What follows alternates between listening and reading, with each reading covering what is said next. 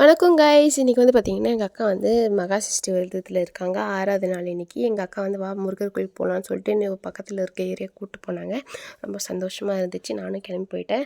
எத்தனை பேர் விரதத்தில் இருக்கிறீங்க மகா சஷ்டி விரதம் அப்படின்னு சொல்லிட்டு மறக்காமல் கமெண்ட் பண்ணுங்கள்.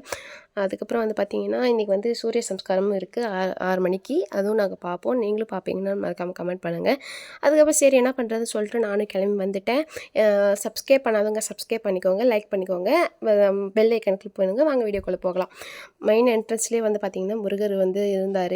முருகர் கோயில் என்ட்ரன்ஸ் இருந்துச்சு. அதுக்கப்புறம் வந்துட்டு சரின்னு சொல்லிட்டு மயில் பக்கத்தில் வந்து விளக்கேற்றிட்டு இருந்தாங்க. விநாயகர் வந்து அலங்காரம் பண்ணியிருந்தாங்க. அதுக்கப்புறம் முருகர் காமிச்சாங்க. முருகர் பார்த்தோன்னே ரொம்ப சந்தோஷமாக இருந்துச்சு.